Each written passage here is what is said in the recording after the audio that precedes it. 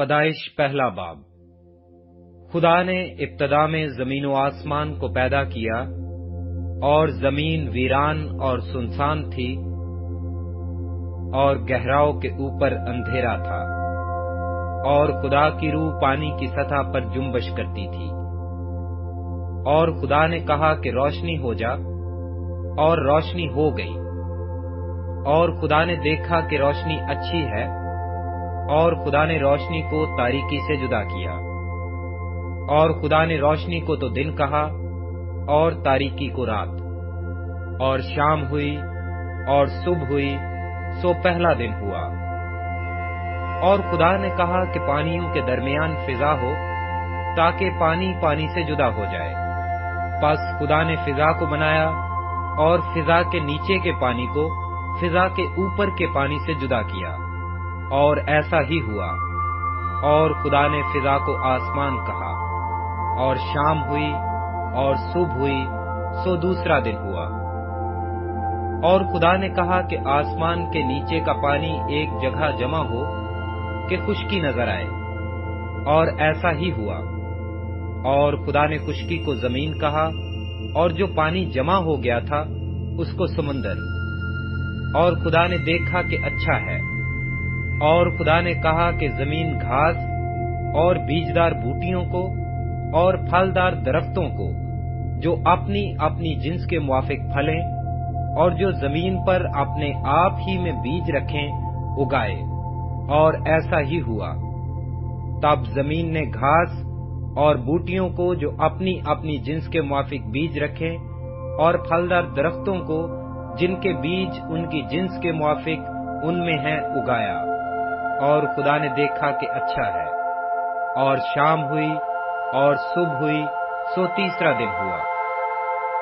اور خدا نے کہا کہ فلک پر نیر ہوں، کہ دن کو رات سے الگ کریں، اور وہ نشانوں اور زمانوں اور دنوں اور برسوں کے امتیاز کے لیے ہوں، اور وہ فلک پر انوار کے لیے ہوں، کہ زمین پر روشنی ڈالیں۔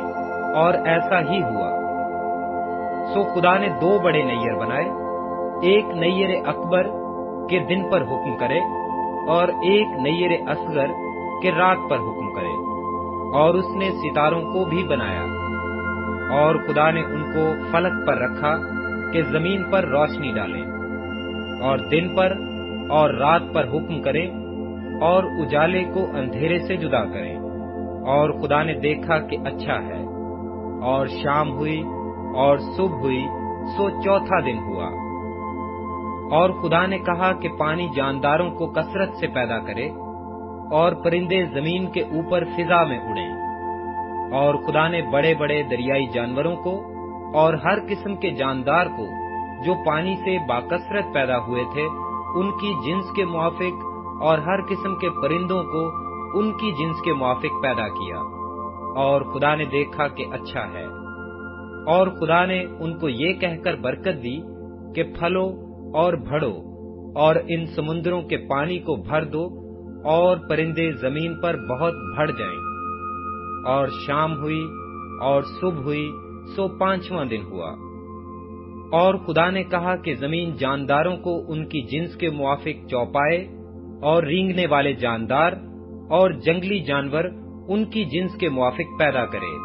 اور ایسا ہی ہوا۔ اور خدا نے جنگلی جانوروں اور چوپایوں کو ان کی جنس کے موافق، اور زمین کے رینگنے والے جانداروں کو ان کی جنس کے موافق بنایا۔ اور خدا نے دیکھا کہ اچھا ہے۔ پھر خدا نے کہا کہ ہم انسان کو اپنی صورت پر اپنی شبیہ کی مانند بنائیں، اور وہ سمندر کی مچھلیوں اور آسمان کے پرندوں اور چوپایوں اور تمام زمین اور سب جانداروں پر، جو زمین پر رینگتے ہیں، اختیار رکھیں۔ اور خدا نے انسان کو اپنی صورت پر پیدا کیا، خدا کی صورت پر اس کو پیدا کیا، نر و ناری ان کو پیدا کیا۔ اور خدا نے ان کو برکت دی، اور کہا کہ پھلو اور بڑھو، اور زمین کو معمور و محکوم کرو، اور سمندر کی مچھلیوں اور ہوا کے پرندوں اور کل جانوروں پر، جو زمین پر چلتے ہیں، اختیار رکھو۔